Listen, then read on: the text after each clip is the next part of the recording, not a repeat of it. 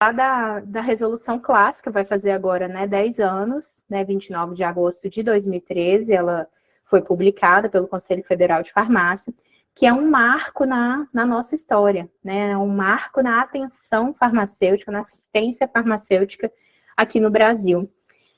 Antes, lá nos anos 2000, a gente tinha tido o consenso, né, brasileiro de atenção farmacêutica, mas essa resolução ela tem uma importância extrema porque ela vem regulamentar as atribuições clínicas do farmacêutico, né? E aí eles definem que a farmácia clínica é uma área da farmácia voltada, né, à ciência e à prática do uso racional de medicamentos, na qual os farmacêuticos prestam cuidado ao paciente, né, da lógica lá dos anos 60, 70 nos Estados Unidos, o pharmaceutical care, né, de forma a otimizar a farmacoterapia, promover saúde e bem-estar e prevenir doenças, né? Então, veja que é um conceito bem amplo e que acaba se entrelaçando, é parecido com alguns outros conceitos aí que a gente usa na prática. Então, eu acabei adotando esse da resolução, que é o marco que a gente tem aqui no país. Bom, e aí, o que essa RDC, né, essa resolução, ela acaba regulamentando? Ela traz para a gente 3 principais pilares.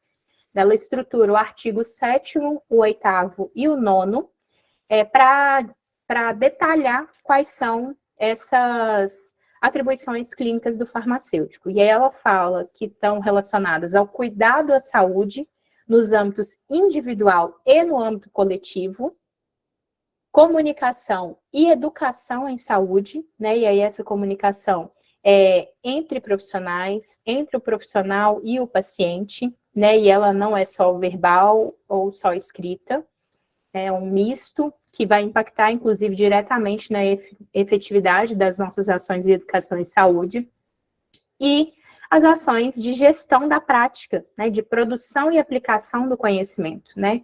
Como é que eu vou gerar informações a partir das minhas atribuições clínicas, do meu dia a dia com os pacientes, como que eu vou trazer aquilo, como que eu vou fazer uma conexão para gerir todas essas informações e retroalimentar, fazer um sistema de melhoria contínua do meu processo de cuidado, né? E aí, quando a gente pensa nesses 3 artigos, é bem simples, né, gente? Porque ele traz somente 46 atribuições clínicas do farmacêutico. Então, pense você, né, que está aí perguntando junto comigo por onde começar um serviço de farmácia clínica, que já está habituado ali com o típico, né, ciclo da assistência farmacêutica, né, a gente domina a questão da seleção, né, da padronização, da aquisição, né, da programação e aquisição, do recebimento desse produto, do armazenamento, da distribuição dele entre as diferentes unidades, e depois, agora, no acompanhamento do uso, se desdobram em simples 46 novas atividades no seu dia a dia. Né? A partir de agora, você tem 46 novas tarefas para poder desempenhar, desde da entrevista inicial ao paciente até a documentação de todas essas atividades que você fez aí nos 48 horas que com certeza você tem no seu dia, né? E não as 8 horas que você trabalha. Então, pensando assim um pouco nisso, porque dá um desespero, né? Quando você pensa por onde começar, eu passei por isso, vários colegas dividem isso comigo, você fala, meu Deus, é muita coisa, e eu não, nossa, eu não tenho equipe, eu não tenho expertise, eu tô com medo, então são muitas dúvidas. E aí a gente precisa começar a entender que necessariamente uma lista de atribuições, ela não corresponde, por definição, a uma lista de serviços. E essa é uma frase também tirada propriamente da resolução. Não quer dizer que lá estão regulamentadas 46 atribuições que nós precisamos ofertar 46 tipos de serviços, né? Até porque várias delas são complementares dentro de um único serviço que a gente oferta. Então, isso também é importante, gente, para a gente acalmar, entender, né, que existe uma curva de aprendizado, não só o algoritmo da inteligência artificial vai aprender conforme você vai imputando mais dados ali, mas nós mesmos vamos aperfeiçoando esse nosso modo de fazer, né? A gente precisa de conhecimentos, habilidades e aptidão.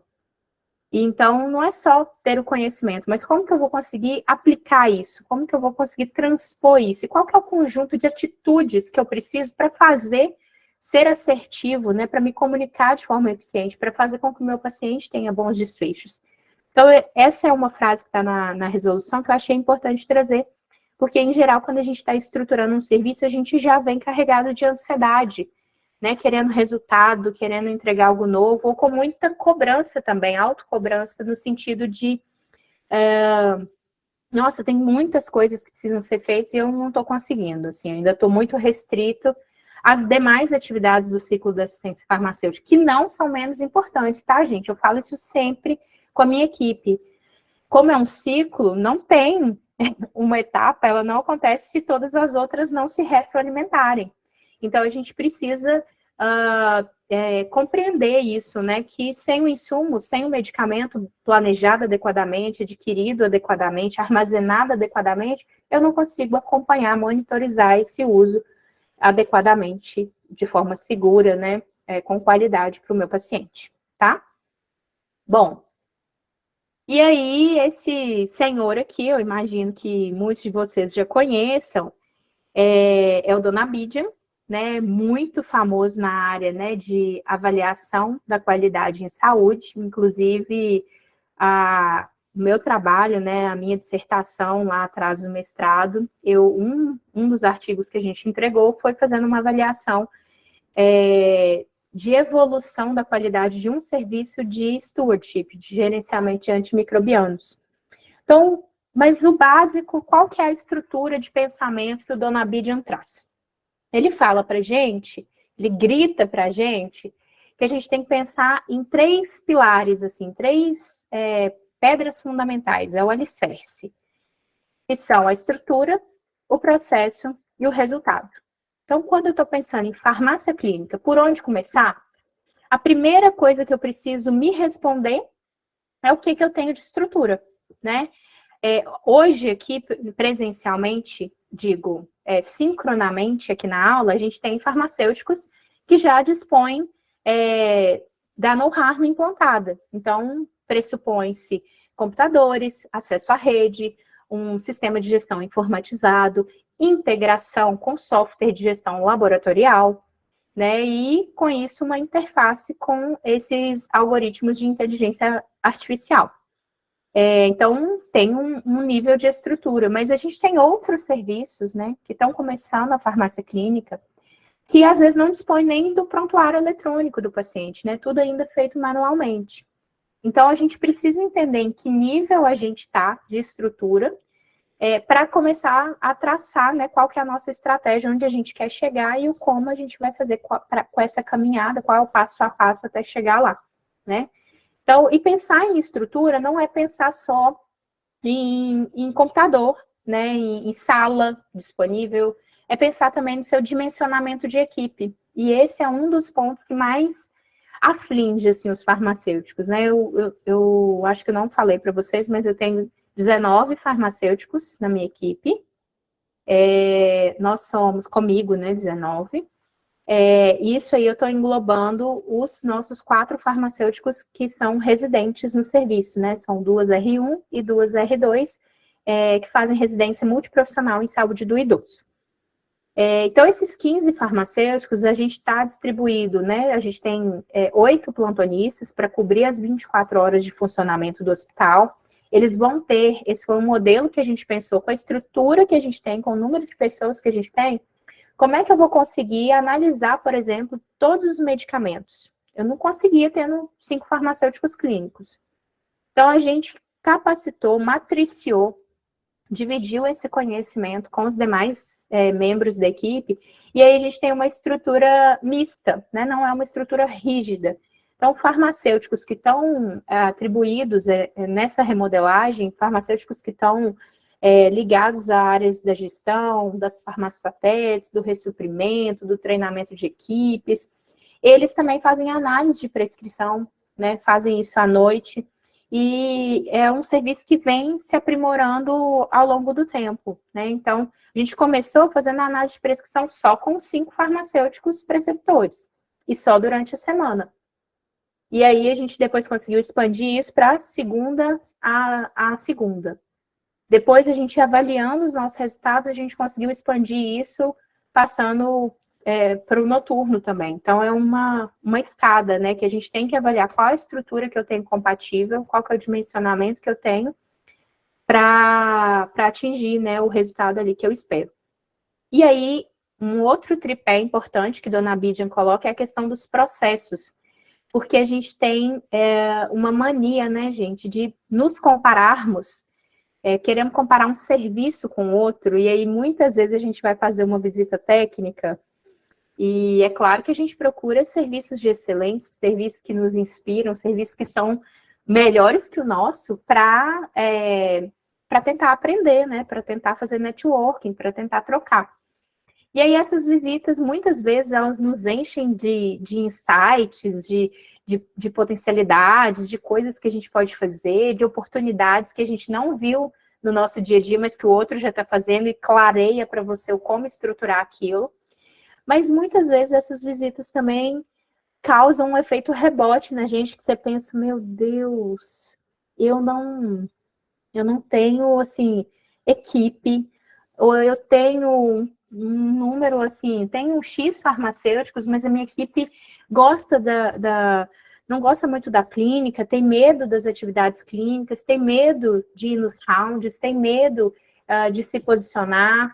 Então, essas visitas são um desafio, assim, quando a gente pensa só em resultado, quando a gente pensa na entrega final.